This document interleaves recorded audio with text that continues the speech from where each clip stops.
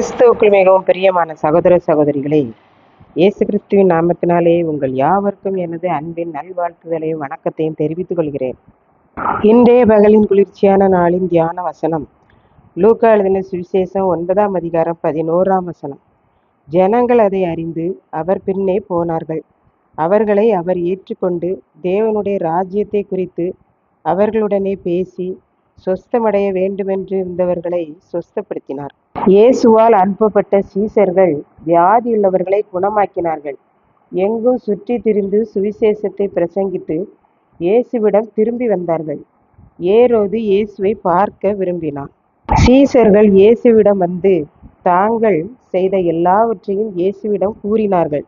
இயேசு அவர்களை கூட்டிக் கொண்டு பெத்சாய்தா பட்டணத்தைச் சேர்ந்த வனாந்தரமான ஓரிடத்திற்கு தனித்திருக்கும்படி போனார். சுற்றிலும் இருக்கிற ஜனங்கள் எல்லாரும் அவர் வனாந்தரத்திற்கு சீசர்களோடு செல்லுகிறார் என்பதை அறிந்து அவர் பின்னே போனார்கள். தம்மண்டை வருகிற ஜனங்களை, தம்மை தேடி வருகிற ஜனங்களை இயேசு ஏற்றுக்கொள்கிறார். இன்றைக்கும் மன அமைதியை நாடி பலவிதமான கஷ்டத்தில் இருப்பவர்கள் நம்மை நாடி வருகிற போது நாம் ஏற்றுக்கொள்ள வேண்டும் என்று பார்க்கின்றோம். அடுத்ததாக, தன்னை தேடி வருவோரிடம் பரலோக ராஜ்யம் எப்படிப்பட்டது, அதில் பிரவேசிக்க வேண்டுமானால் என்னென்ன தகுதி வேண்டும் என்பதை கற்றுக் கொடுக்கிறார். நாமும் நம்மை நாடி வருவோருக்கு பரகதியை பற்றியும் அங்கே செல்ல வேண்டுமானால் என்னென்ன தகுதியெல்லாம் இருக்க வேண்டும் என்பதை பற்றியும் கற்றுக் கொடுக்க வேண்டும் என்று பார்க்கின்றோம். யாரெல்லாம் நோயோடு பலவீனத்தோடு பிரச்சனைகளோடு வந்தார்களோ அவர்களுக்கு விடுதலை அளித்தார். நம்மிடத்தில் இப்படிப்பட்ட பிரச்சனைகளோடு யாரெல்லாம் வருகிறார்களோ அவர்களுக்காக ஜெபித்து மக்களை விடுதலை செய்ய வேண்டும் என்று பார்க்கின்றோம்.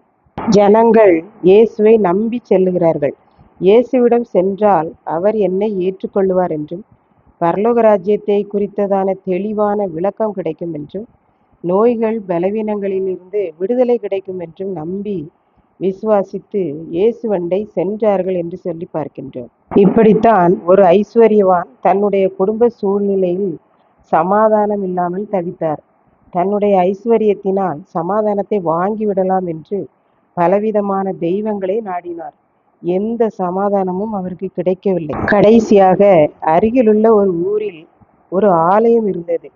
இந்த இயேசு தெய்வத்திடமாவது கேட்போம், அப்போதாவது சமாதானம் கிடைக்குமா என்று பார்ப்போம் என்று போய் அவருக்கு தெரிந்தபடி ஜெபித்தார். அன்றிலிருந்து ஒரு இனம் புரியாத சந்தோஷம், சமாதானம் அவருக்கு. அன்றிலிருந்து அனுதினமும் ஆலயம் சென்று ஜெபிப்பார்.